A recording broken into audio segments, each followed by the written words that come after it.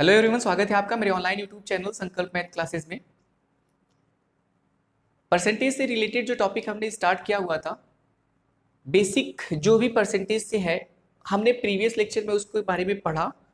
फिर कुछ क्वेश्चंस की प्रैक्टिस स्टार्ट की, जिसमें बहुत सारे क्वेश्चंस हमने जो कि प्रीवियस ईयर्स में आए हुए हैं किसी न किसी कॉम्पिटेटिव एग्जाम में, उसकी जो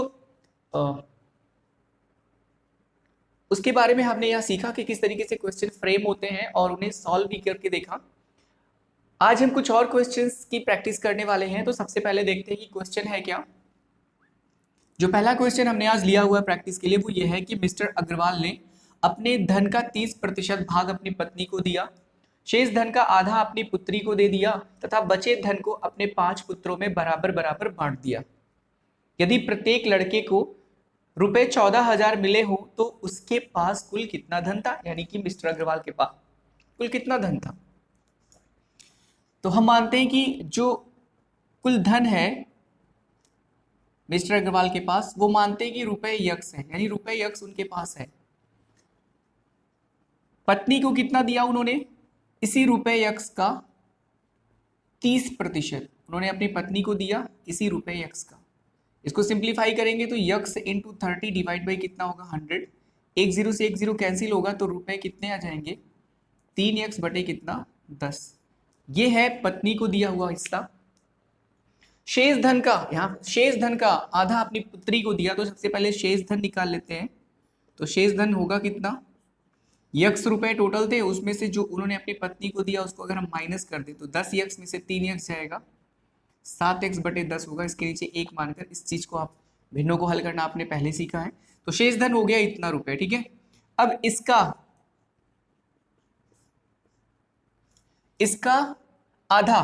आधा कितना होगा, तो 7x बटे 10 का आधा जब आप करेंगे तो बटे 2 करेंगे तो उसका हर 2 में गुणा हो जाएगा, मतलब हर 10 में गुणा हो जाएगा। तो फिर ये हो जाएगा कितना 7x बटे 20 रुपए।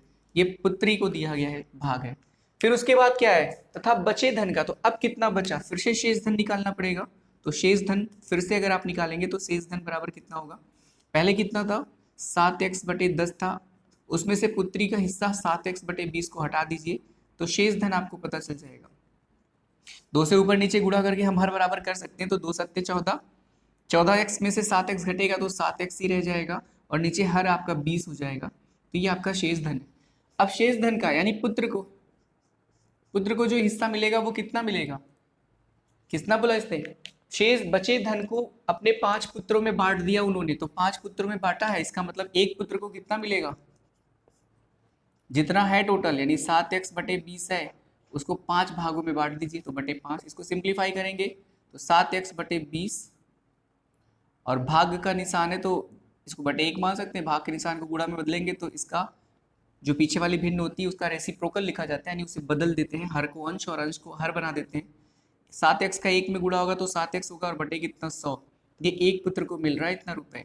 और यहाँ देखिए प्रश्नानुसार बोला है कि प्रत्येक लड़के को कितना मिल रहा है 14,000। और भाई जो क्वेश्चन हमने सॉल्व किया वहां से एक पुत्र को कितना मिल रहा है 7x बटे 100। इसका मतलब ये जो रुपए 7x बटे 100 है वो 14,000 के क्या होंगे, बराबर होंगे।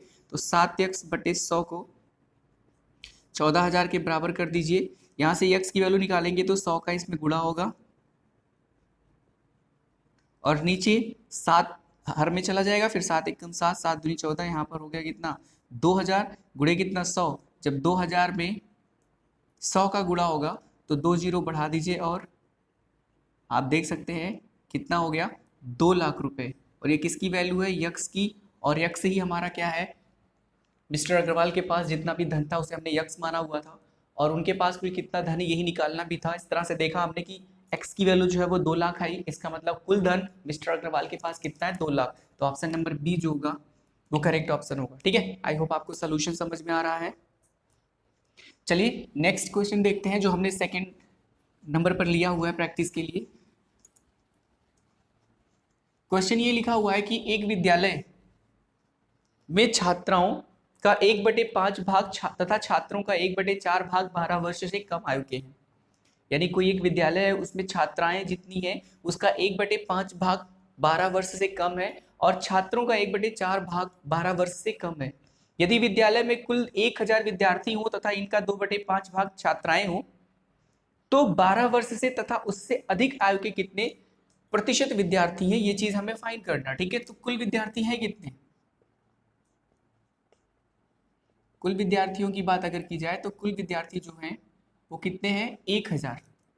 अब 1000 का 2/5 भाग क्या है, छात्राएं।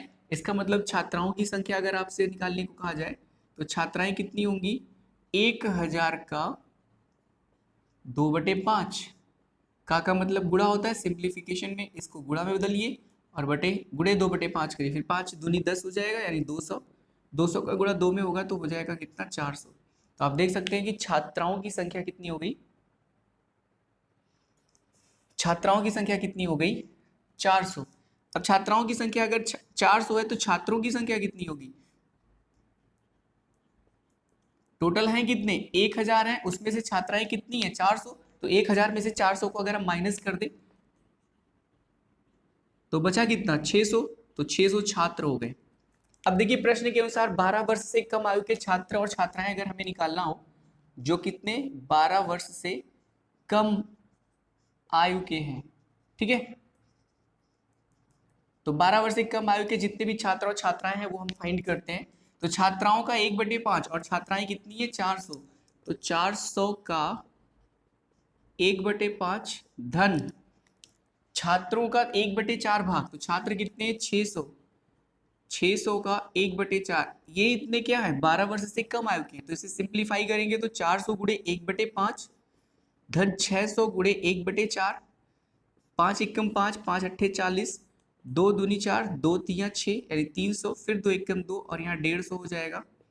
80 इधर है, 150 इधर है, दोनों जुड़ेंगे तो 230 हो जाएंगे। यानी इतने छात्र और छात्राएं जो है, यानी इतने विद्यार्थी जो है वो 12 वर्ष से कम आयु के हैं। तो 12 वर्ष से अधिक आयु के विद्यार्थी कितने हो जाएंगे, टोटल विद्यार्थी कितने हैं, 1000 हैं, उसमें से 230 कैसे हैं, 12 वर्ष से कम, तो घटा दीजिए, जितने बचेंगे वो 12 वर्ष या 12 वर्ष से ज्यादा होंगे। यहाँ बचा 0, 10 में से 3 गए 7, यहाँ बचा 9, 9 में से 2 गए 7, यानी 770 विद्यार्थी ऐसे हैं जो 12 वर्ष से क्या है, अधिक है या 12 वर्ष के हैं। अब हमें बोला है कि उनका प्रतिशत कितना है, तो परसेंटेज फाइंड करने के लिए क्या करें हम, परसेंटेज फाइंड करने के लिए हमें करना होगा कि 12 वर्ष से अधिक आयु के जितने बच्चे हैं उन्हें अंश के रूप में लिखिए, फिर टोटल जितने विद्यार्थी हैं उन्हें बटे लिखिए और एक 100 से क्या कर दीजिए, गुणा, और ये बन गया परसेंटेज में। एक 0 यहाँ से हटा दीजिए, एक 0 यहाँ से, फिर एक 0 यहाँ से, आप देख सकते हैं 77 और 77% ही हमारा आंसर होगा। तो इस तरीके से 12 वर्ष से अधिक आयु के कितने विद्यार्थी होंगे, परसेंटेज में 77%। तो D is the correct option. I hope आपको आज जो भी क्वेश्चन यहाँ पर 2 क्वेश्चन लिए गए हैं उनकी प्रैक्टिस जो करवाई गई है वो आपको समझ में आया होगा, सोल्यूशन समझ में आया होगा, किस तरीके से इन्हें सॉल्व करते हैं ये भी आपको समझ में आया होगा।